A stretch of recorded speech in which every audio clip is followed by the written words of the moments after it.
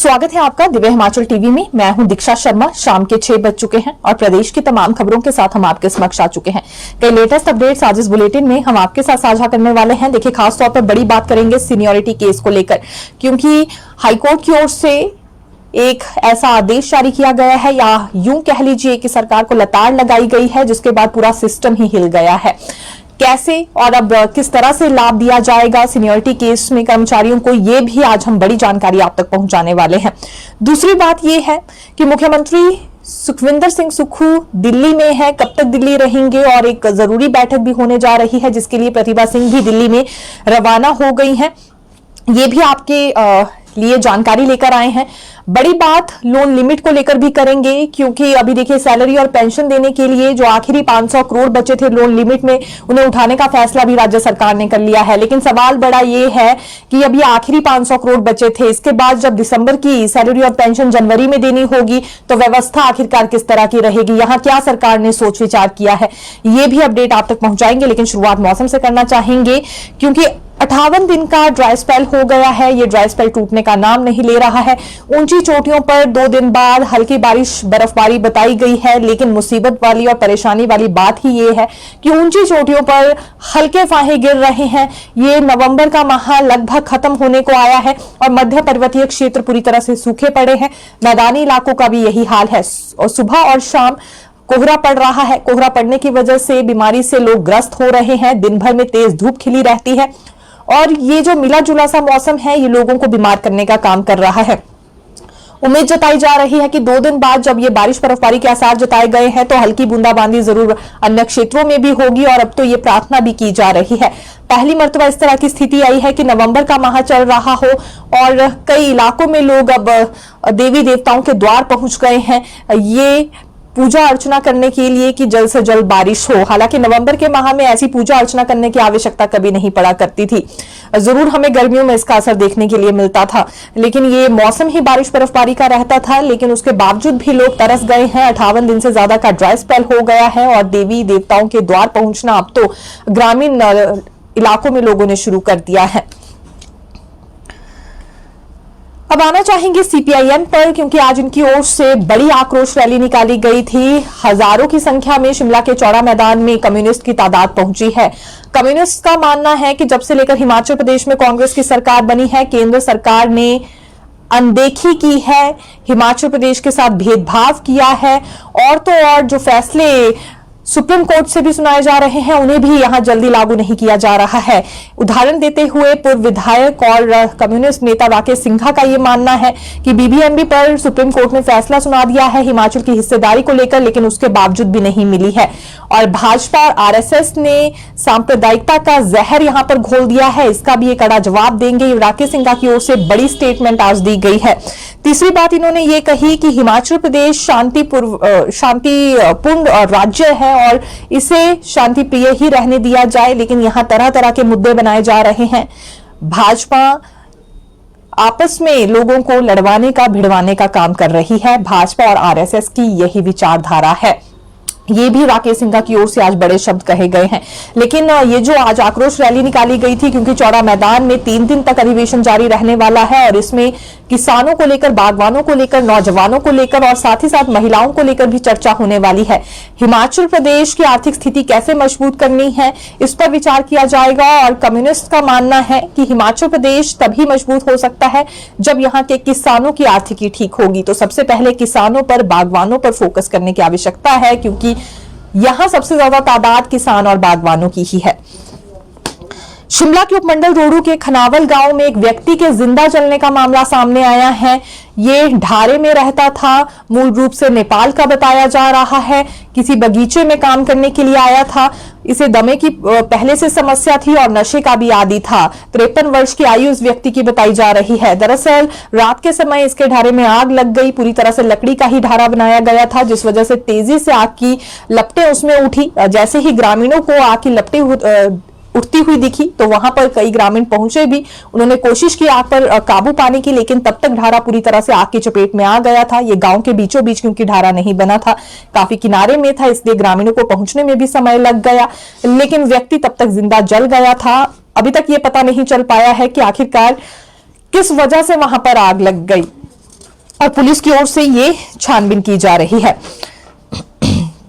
विधानसभा अध्यक्ष कुलदीप सिंह पठानिया की ओर से आज एक बड़ी जानकारी दी गई है। इनका कहना है कि जल्दी ही एक विशेष सत्र और बुलाया जाएगा। ये बात हम शीतकालीन सत्र की नहीं कर रहे हैं, क्योंकि वो तो देखिए अभी 18 से 21 दिसंबर तक बुलाया जा रहा है, लेकिन इसके अतिरिक्त एक और विशेष सत्र बुलाने की बात हो रही है, जिसे लेकर कोई शेड्यूल तय नहीं हुआ है।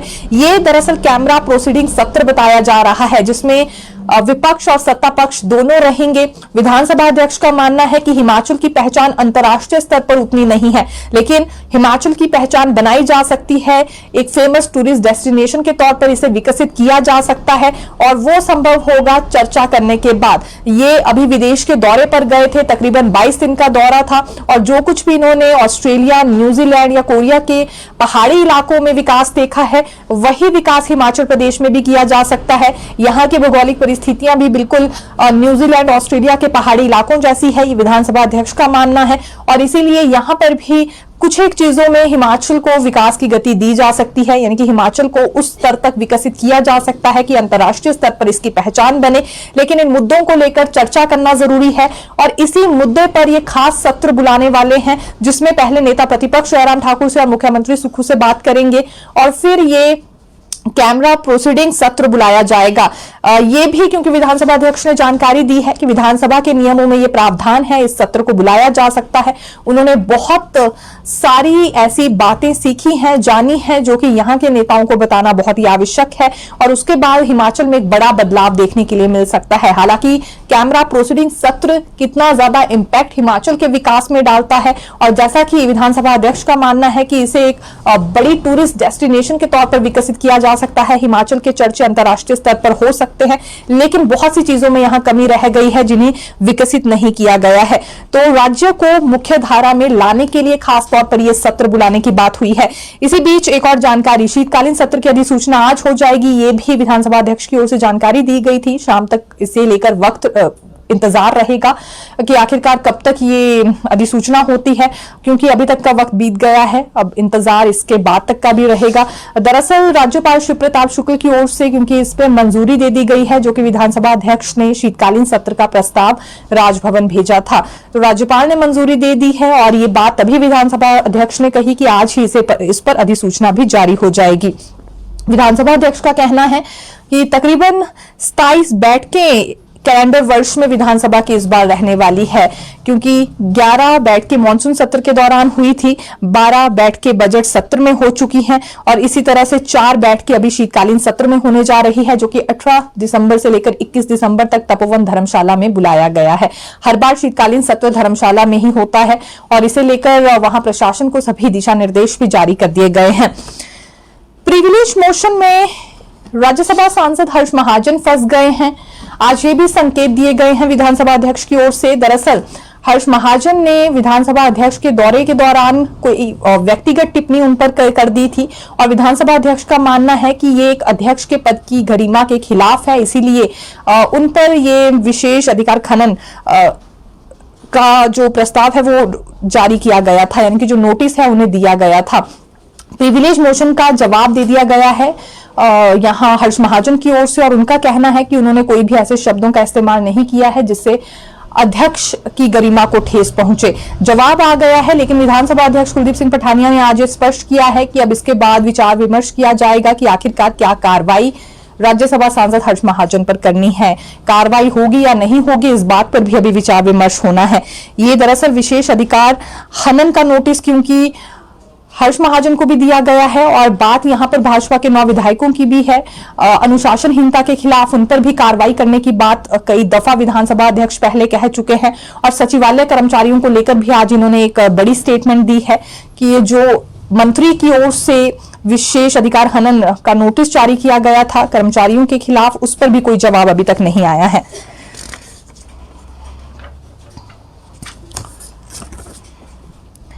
देखिए, भाजपा नेताओं की संख्या बढ़ने वाली है। ये हम इसलिए कह रहे हैं क्योंकि कई नए पदाधिकारी और चुने जाएंगे, मंडल स्तर पर और बड़े गुट बनाए जा रहे हैं, और बड़ी संख्या के साथ बनाए जा रहे हैं, यानी कि हर एक विधानसभा क्षेत्र में अब 3 से 4 मंडल संगठन हमें देखने के लिए मिलने वाले हैं। ये आज ही भाजपाइयों की ओर से बड़ी बैठक बुलाई गई थी जिसमें निर्णय लिया गया है। यूं तो पड़ोसी राज्य हरियाणा की और उत्तराखंड की बात करें तो वहां हर विधानसभा क्षेत्र में 4-4 मंडल भी बने हुए हैं, लेकिन हिमाचल प्रदेश में मंडलों की संख्या कम थी, यानी कि अगर मंडल संगठनों की बात करें। और इसका एक प्रभाव यहां देखने के लिए ये मिल रहा था कि जब भी बगावती शुरू होते थे तो विधानसभा क्षेत्र का पूरा संगठन ही तहस नहस हो जाता था। इसलिए विचार ये किया गया है कि हर विधानसभा क्षेत्र में 3 से 4 मंडल संगठन यहां पर बनाए जाएंगे और ये मंडलों की संख्या इसीलिए बढ़ाई जा रही है ताकि बगावती शुरू उठे तो उसका इम्पैक्ट पार्टी पर ना पड़े। ये कोशिश और एक नई रणनीति हम भाजपा की ओर से हिमाचल प्रदेश में कह सकते हैं। अभी तक 75 के करीब ये सभी मंडल बताए जा रहे हैं, लेकिन 150 से ज्यादा अब इनकी संख्या कर दी जाएगी, यानी कि डबल या ट्रिपल भी यहां पर यह संख्या हो सकती है, क्योंकि एक विधानसभा क्षेत्र में अधिकतर 3-3 मंडल बनाने की भी बात हो रही है। और इसका इम्पैक्ट आने वाले चुनावों में कितना पड़ता है ये देखना काफी ज्यादा रोचक रहेगा। लोकसभा स्तर पर भी यहां आवेदन भाजपाइयों की ओर से मांग लिए गए हैं कि कितने मंडल बनाने की आवश्यकता है और किसे यह दायित्व दे दिया जा सकता है। 15 दिसंबर तक की अवधि तय की गई है जब मंडलों का पुनर्गठन एक तरह से हो जाएगा। ये पुनर्गठन को लेकर क्योंकि ड्राफ्ट जारी हो ही चुका है, अब ये प्रक्रिया भी शुरू होने वाली है, लेकिन 15 दिसंबर के बाद नए अध्यक्ष का चुनाव भी हो सकता है, यानी कि नए अध्यक्ष को चुना जाएगा भाजपा में, क्योंकि डॉक्टर राजीव बिंदल का कार्यकाल अब खत्म हो रहा है और इसके बाद न्यू ईयर के समय हमें भाजपा में नए अध्यक्ष देखने के लिए मिल सकते हैं। आज की बैठक से ये भी बड़े संकेत मिले हैं। आईपीएस ऑफिसर इल्मा अफरोज ने चुप्पी तोड़ दी है। हर कोई ये जानने के लिए बेकरार था कि इल्मा अफरोज पर कई तरह के आरोप लगाए जा रहे हैं, इतनी लंबी छुट्टी पर चली गई हैं, लेकिन इनकी ओर से कुछ कहा क्यों नहीं जा रहा।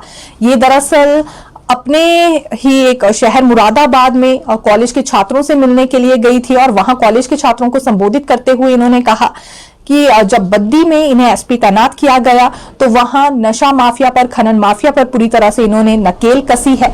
दूसरी बात ये कि एक खास तौर पर अभियान चलाया गया ताकि नशा माफिया पर शिकंजा कसा जाए। जो लोग गंदे नशे सप्लाई कर रहे थे, बच्चों को खराब कर रहे थे, या यूं कह लीजिए कि बच्चों को नशा लेने के लिए बढ़ावा दे रहे थे, ऐसे ही लोगों को सलाखों के पीछे इन्होंने भिजवाया है। तीसरी सबसे बड़ी बात ये इल्मा अफरोज की ओर से कही गई, जिसे कहते हुए ये काफी ज्यादा भावुक भी हुई। इनका कहना था कि जब झुग्गी झोपड़ियों में रहने वाले बच्चों की इन्होंने हालत देखी तो इन्हें अच्छा नहीं लगा, क्योंकि एसपी को बहुत बड़ा बंगला मिलता है, बहुत बड़ा कार्यालय होता है, इसीलिए अपने बंगले के द्वार इन्होंने झुग्गी झोपड़ियों के बच्चों के लिए खोल दिए। जो झुग्गी झोपड़ी से संबंधित बच्चे थे वो वहां आकर खेला करते थे और ये भी अपने ऑफिस टाइम के बाद थोड़ा सा समय निकालकर उन बच्चों के साथ खेलती थी और उन्हें पढ़ाने का भी काम करती थी और ये करना इन्हें बहुत अच्छा लगता था। इन्होंने बद्दी के लोगों के लिए पूरी ईमानदारी दिखाई है, पूरी जिम्मेदारी दिखाई है और सत्यनिष्ठा दिखाई है। ये कहते हुए काफी ज्यादा भावुक भी हुई। अभी इन्होंने देखिए अपनी छुट्टियां बढ़ा दी है, 21 नवंबर तक ही छुट्टी पर गई थी, लेकिन दिन थोड़े से और बढ़ गए हैं। कारण कई माने जा रहे हैं, कई तरह के मायने निकाले जा रहे हैं, लेकिन आज एक तरह से चुप्पी इन्होंने जरूर तोड़ी है। इनका कहना है कि इन्होंने ईमानदारी से अपना काम किया है, सत्यनिष्ठा दिखाई है। जो कार्रवाई जिस आरोपी पर की जानी चाहिए थी वो इनकी ओर से की गई है, फिर चाहे वो खनन माफिया थे या नशा माफिया थे, पूरी नकेल इनकी ओर से कसी गई है और किसी को भी क्राइम करने का अधिकार नहीं है और जिस किसी ने कोशिश की उसे सलाखों के पीछे भी इन्होंने भिजवाया है। साथ ही साथ झुग्गी झोंपड़ियों के बच्चे को भी इन्होंने याद किया है, कैसे वो बच्चे इनके घर आकर खेला करते थे। देखिए, हाईकोर्ट ने नालागढ़ जिला सोलन में कायदे कानून को ताक पर रखकर चलाए जा रहे स्टोन क्रशरों के खिलाफ कड़ी कार्रवाई के आदेश जारी किए हैं। कार्यवाहक मुख्य न्यायाधीश तरलोक सिंह चौहान और न्यायाधीश सत्यन वैद की खंडपीठ ने प्रदूषण नियंत्रण बोर्ड के सदस्य सचिव को स्वयं क्षेत्र में स्थापित स्टोन क्रशरों का निरीक्षण करने और उन स्टोन क्रशरों की मशीनरी को जब्त व परिसर को सील करने के आदेश दिए हैं, जिन्होंने जिला विधिक सेवाएं प्राधिकरण सोलन की 13 दिसंबर 2023 की रिपोर्ट में बताई खामियों को पूरा नहीं किया है। फिलहाल देखिए, स्टोन क्रशर वाला मामला वैसे भी हिमाचल प्रदेश में काफी सुर्खियों में चल रहा है और नालागढ़ जिला सोलन से संबंधित ये स्टोन क्रशर्स पर आदेश सुनाए गए हैं हाईकोर्ट की ओर से। मुख्यमंत्री सुखविंदर सिंह सुक्खू दिल्ली में ही हैं अभी, क्योंकि कांग्रेस वर्किंग कमेटी की बैठक भी अगले कल होने वाली है और इसमें मुख्यमंत्री भी बिल्कुल शामिल होंगे और यहां से अध्यक्ष प्रतिभा सिंह भी इसी बैठक में हिस्सा लेने के लिए रवाना हो गई हैं। बड़ी बात यह है कि ईवीएम के विरोध को लेकर कोई नई रणनीति कांग्रेस की इस कमेटी में की बैठक में बनाई जा सकती है। कांग्रेस वर्किंग कमेटी की क्योंकि बैठक होगी, इसमें राष्ट्रीय स्तर की रणनीति तैयार की जाती है और माना यह जा रहा है कि ईवीएम के विरोध को लेकर इसमें नई रणनीति तैयार होने वाली है। दूसरी बड़ी बात यह कि आज प्रियंका गांधी वाड्रा से भी मुख्यमंत्री मिले हैं और उन्हें सांसद बनने की बधाई इनकी ओर से दी गई। केंद्रीय मंत्री पीयूष गोयल से मिलना था लेकिन किसी वजह से नहीं मिल पाए हैं। तो ये मुख्यमंत्री के दौरे से जुड़ी जानकारी हमने आप तक पहुंचाई है। दूसरी बात करेंगे सीनियरिटी केस को लेकर। देखिए, सिविल सप्लाई के ताज मोहम्मद और लेखराम केस में हाईकोर्ट ने ऐसा कड़ा रुख अपनाया है कि पूरा सिस्टम ही हिल गया है। ये हम इसलिए कह रहे हैं क्योंकि फूड एंड सिविल सप्लाई के प्रधान सचिव को बुलाया गया था व्यक्तिगत तौर पर और उन्हें 1 लाख की कॉस्ट भरने के भी आदेश हाईकोर्ट की ओर से दे दिए गए हैं।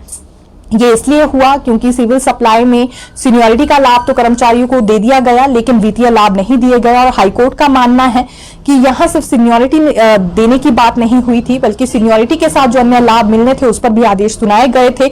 लेकिन महज सीनियरिटी देना और वित्तीय लाभ ना देना ये कोर्ट की अवमानना है, जिसके बाद आनंद फानन में मुख्य सचिव प्रबोध सक्सेना ने प्रशासनिक सचिवों के साथ बैठक बुलाई है क्योंकि बात यहां सिर्फ सिविल सप्लाई की नहीं है। फूड एंड सिविल सप्लाई के अलावा एजुकेशन भी एक बड़ा महकमा है जहां सीनियरिटी केस को लेकर कोर्ट का दरवाजा कर्मचारियों की ओर से खटखटाया गया है। तो सीनियरिटी तो मिल गई लेकिन वित्तीय लाभ मिलना भी जरूरी है और इस पर हाईकोर्ट की ओर से फटकार लगाई गई है सरकार को और खासतौर पर सिविल सप्लाई को।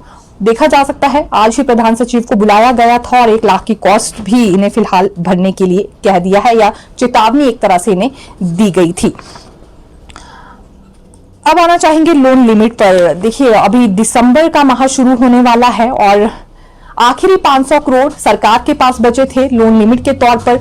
सरकार ने ये 500 करोड़ बतौर ऋण उठाने का फैसला कर लिया है। वित्त विभाग के पास दिसंबर के पहले सप्ताह में ही ये 500 करोड़ पहुंच जाएंगे जिसके बाद कर्मचारियों को सैलरी और पेंशन दी जाएगी। ये कहना भी काफी ज्यादा मुश्किल है कि इस बार अपनी सैलरी को लेकर कितना इंतजार कर्मचारियों को करना पड़ेगा क्योंकि पहले सप्ताह में ये 500 करोड़ पहुंचेंगे, उसके बाद जाकर सैलरी मिलेगी और पेंशन मिलेगी। हालांकि सरकार इसमें अपनी तरफ से जल्दबाजी ही दिखाएगी, लेकिन बड़ा सवाल ये है कि दिसंबर की सैलरी जो जनवरी में देनी है उसके लेकर राशि कहां से सरकार के पास आएगी। तो यह माना जा रहा है कि जल्दी ही अगली लोन लिमिट के लिए पत्र जारी कर दिया जाएगा केंद्र सरकार को और ये अगले 3 महीने की लोन लिमिट के लिए अप्लाई किया जाएगा। जैसे जनवरी, फरवरी, मार्च की हम बात करें, जो आखिरी तिमाही होती है वो अलग से ही दी जाती है। पिछली बार भी ऐसा ही देखने में आया था, जनवरी से मार्च तक ये आखिरी तिमाही के तौर पर राशि केंद्र सरकार की ओर से दी जाती है।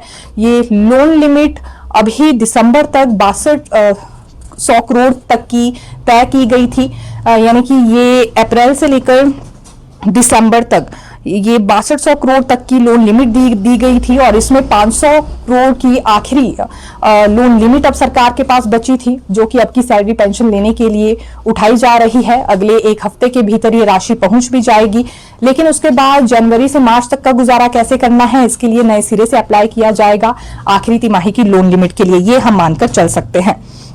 और कितना इंतजार आखिरी तिमाही की लोन लिमिट के लिए करना पड़ेगा ये कहना भी अभी काफी ज्यादा मुश्किल है। देखिए, हवाई किराया फिलहाल घटा है। ये राहत भरी खबर कहना चाहेंगे उन लोगों के लिए जो कि पड़ोसी राज्यों से यहां आते हैं और हवाई यात्रा ही करना चाहते हैं। भारत सरकार की रीजनल कनेक्टिविटी स्कीम उड़ान के तहत हिमाचल में चल रही हवाई सेवाओं की दरों में भारी कटौती हुई है। शिमला से धर्मशाला की उड़ान अब मात्र 1714 रुपए ही रह गई है, जबकि वापसी की टिकट यहां 2234 रुपए बताई जा रही है। इसी तरह से शिमला से अमृतसर और शिमला से दिल्ली यानी कि पड़ोसी राज्यों की बात करें तो इसमें भी कटौती की गई है। वर्तमान में शिमला के जुब्बड़हट्टी एयरपोर्ट से दिल्ली, धर्मशाला और अमृतसर के लिए हवाई सेवाएं मौजूद हैं। एलायंस एयर का ATR